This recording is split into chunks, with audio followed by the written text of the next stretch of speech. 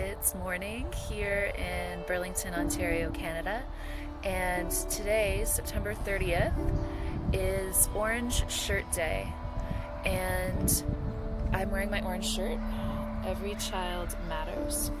And I wanted to share with you a little bit about Orange Shirt Day because I work in education, and part of the work that I do is helping families transition into decolonized ways of educating their children. And so it is really helpful to know why it is so important to some families to leave a colonized education system. So a little bit of history. Shortly after Canada became a country, our Prime Minister, John A. Macdonald, I don't know, there were lots of different cultures in Canada at that time, and they thought for Canada to be a stable country, everyone needed to assimilate and take on one cultural identity. And of course that cultural identity was, English colonizer identity.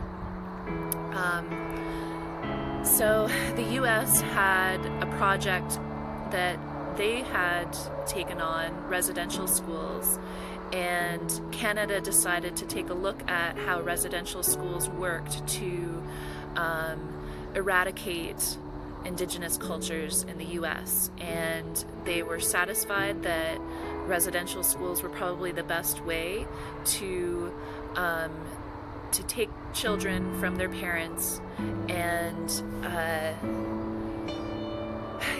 eradicate the language, the culture, everything that was meaningful to them, and the idea was to assimilate them into this new Canadian culture. Our Canadian government enlisted the help of Christian churches to take on the role of organizing residential schools, and pretty much every major church in Canada at the time played some sort of role.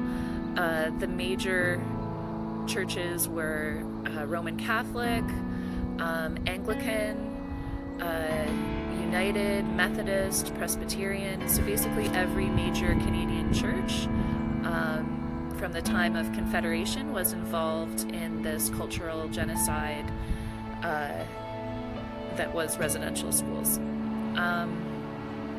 The mortality rate was really high in these schools, and I think there's so many things I want to say. One of the things that I help families with often is transitioning out of public education and exercising their right to pursue learning within their communities and within their families.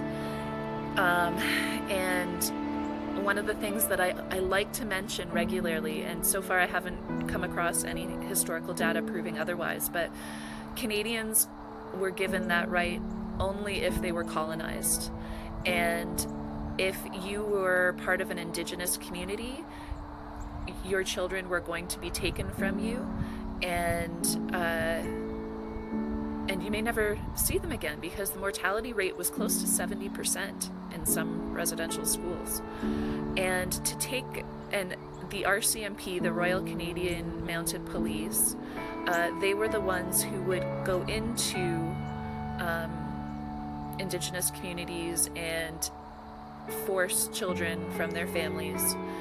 So, this is cultural genocide. The effects of what happened, it's generational. Generations are still traumatized by this. And just to put this into context, I was born in 1978, and there were still residential schools until the 1980s in my province, in my area.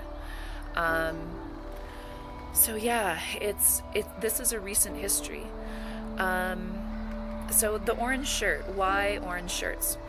So in 2013, there was a gathering of people to remember what happened in residential schools, and one of the elders Phyllis Webstad.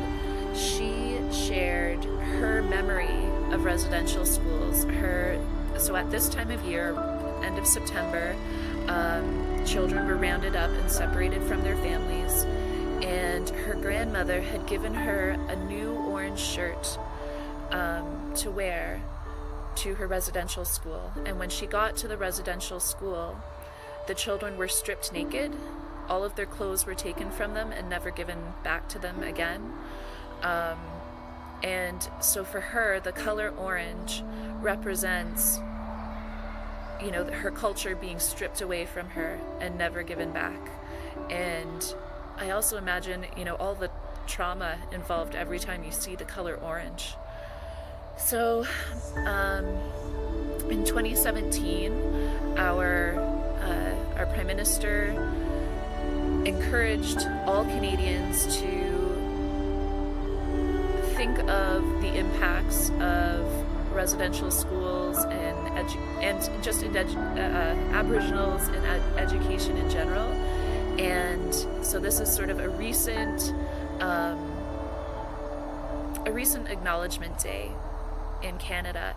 And again, because of the work that I do in helping families exercise their rights to either take part in public education or to step back from public education, I think it's really important that we pay attention to what our public education and what our public institutions have done historically, so that we can advocate for what we want to see in the future. So yeah, Orange Shirt Day. Thanks for listening. Bye.